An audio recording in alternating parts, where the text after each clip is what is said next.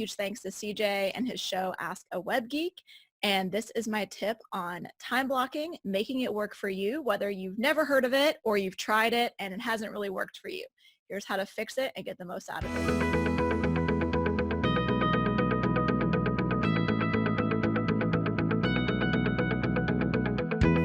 All right, buckle up and stay hydrated. I'm really pleased to introduce to you our featured topic of the week. And it's absolutely my pleasure to welcome back our guest geek, Jenae Spry. Now, you may remember Jenae from several weeks ago where she presented to us an incredible productivity system that you can use to set goals for your week, your month, your quarter, or your day, and make sure that you're getting accomplished the things you need to. Well, Jenae is back again today with another productivity tip for you. It's all about time blocking. So I'm so excited to present. This is a really great series of tips. So I'm going to point you over there now, and I'll welcome you back in just a minute. Jenae, take it away. Hey everybody, my name is Jenae Spry. I'm a growth strategist and productivity expert. I am also the founder of the Doer Entrepreneurs Facebook group. Huge thanks to CJ, number one, who has already been an expert in my group several times. So every single week I post a video with an actionable piece of advice that people can take and actually implement in their business. And a few weeks ago, what we had was time blocking.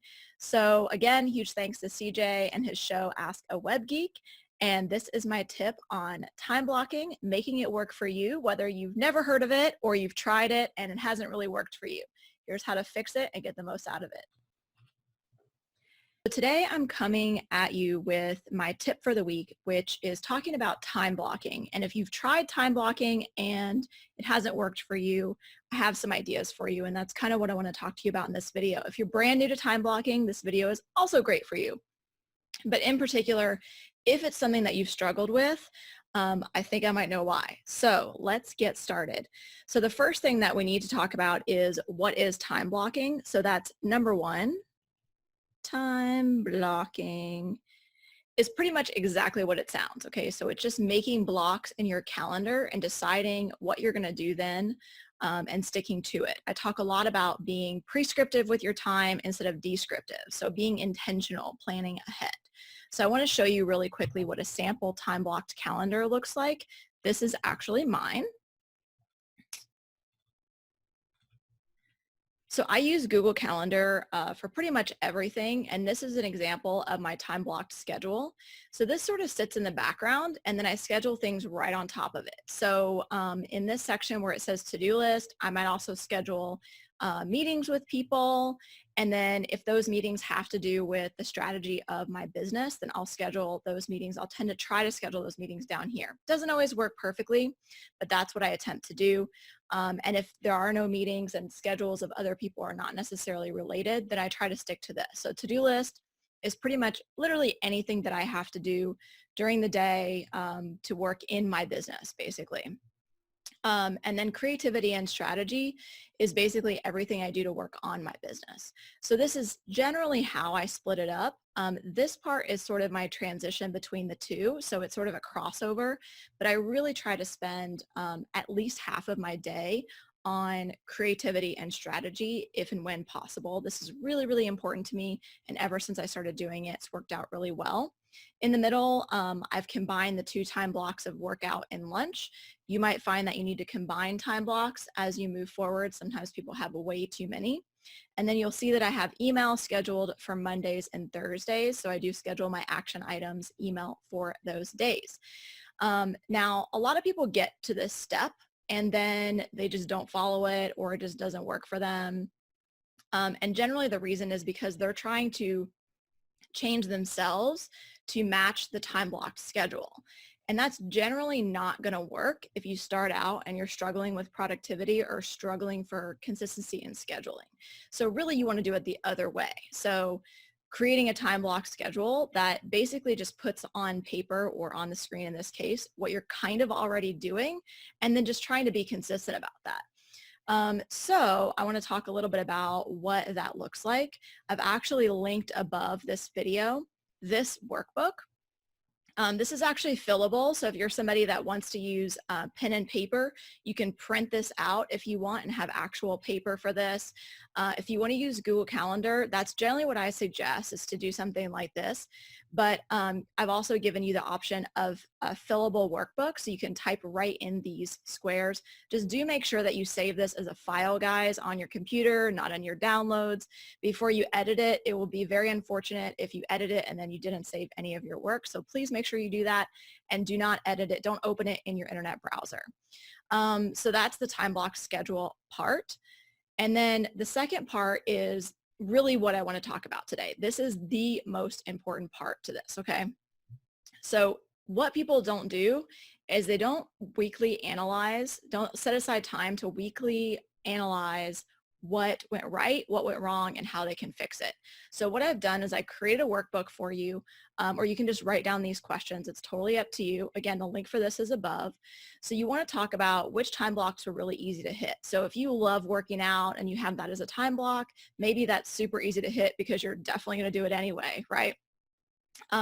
What time blocks were hit, but it was really hard? Like you had to kind of remind yourself like, hey, I have a schedule here. And then which time blocks did you miss completely? Like they didn't even happen, or they happened at a completely different time that's not even kind of near the original.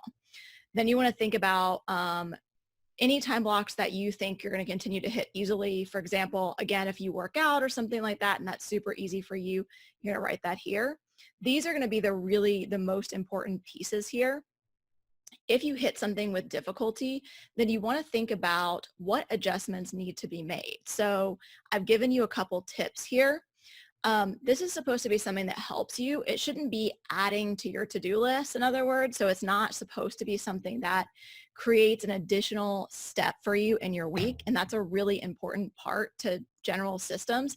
It's okay for it to add a little extra step for you if it's the first week or maybe the first 2 weeks. But after that, it should be helping more than it hurts. For missed time blocks, what's really common here is that in your head, for example, it takes an hour to work out, so you put an hour block, but you forget that maybe you have to drive to a gym, or maybe you have to drive to a location, a park, something like that. Maybe you have to leave your house and walk somewhere, and you have to come back, you have to shower, maybe you have to eat, that type of thing. So it's not actually an hour. It ends up being much longer. So it's important to be really accurate about your time. The easiest way to do that is just to overestimate everything. So double or add anywhere from 20% to 100% of the time that you need for each one. And then if you finish early, you can go, I finish early every single time. Let's reduce this time block. I don't need this much time. It's ridiculous. So that's something that's really, really important if you're missing time blocks or having difficulty with them, is to think through that, okay? Next is rating your stress level, your productivity level, and then your time block accuracy. So these are actually little check boxes, so you can check them for your workbook. I do recommend that you make a copy of this workbook every single week so that you can see your progress. And again, progress, not perfection, guys. That's so important, and you're going to hear me say that a lot. I am such a perfectionist, so this is something I have to tell myself. And in fact, you'll see I made a little error right here. It's the little side of the 0. But guess what? Progress, not perfection, and it's still totally usable. I didn't want to remake it. So really important to be focusing on progress and not perfection. So stress level, productivity level, and time block accuracy. This is why this matters. If your stress level is a red line, then you are going to want to make sure that you're giving yourself extra time and being nice to yourself over the course of the week. If you are hitting 10s on these, then chances are you're not pushing yourself enough. So if you are getting 100% of every single thing done planned, then there's a really good chance that you're being a little too nice to yourself. So it's also important to be thinking about that as well. And then you can put any additional notes in here. And again, this is all fillable, so you can just type right in here. Or if you're a print person, you can print that out. Just make sure you put the date on it. And I really want to encourage you and remind you to, number one, time block. So this is really an important strategy to use. And again, it can live in the background, just like what I have here. You can just create a time block. This is time blocking schedule right here. And then, you can just put your meetings right on top of it in a different calendar, So meeting, there you go. And then the nice thing about about Google Calendar is, you can remove this and put it back whenever you need. So that's something that's really important to think about as well. So number one, time block, and number two, analyze every single week how it's going. If you have to change something that week, then you have to analyze why. That's really what you have to remember. Number one, be intentional about your time. And number two, if anything changes, analyze what went wrong and why. And again, you can just download this workbook, or you can write down the questions from this video, just replay it. You can get all of the information here. All right, guys, so that's my tip for this week. Time block and analyze what went right and what went wrong and how you can fix it. Thanks, guys. Wasn't that great? I love those tips. Thank you so much, Jenae, for doing that.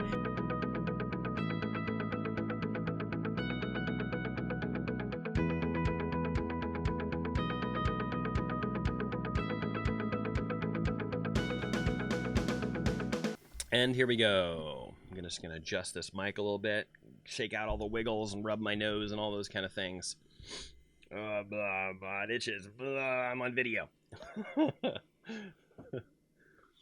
I was commenting to someone, hey, if you've never seen the show on YouTube, it's different. I edit out all the nonsense. I leave all the nonsense in right here for you in the Facebook group, just for your amusement. But I do edit out a lot of it. All right. Oh, hey, man, I have an appointment in 10 minutes. That was not well planned. I did not realize that. Shoot. Well, that's awkward. Man, I did not realize how late it was today. Well, new plan. I don't know when I'm going to record this show. Because I have some sort of weird time situation today where I've lost time. Maybe I was abducted for about 40 minutes because it's an hour later than I wanted it to be. It's a half an hour later than I thought it was, and I will not be late to that appointment.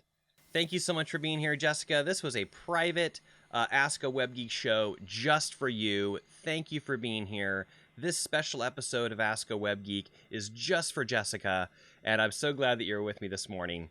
The internet's a jungle.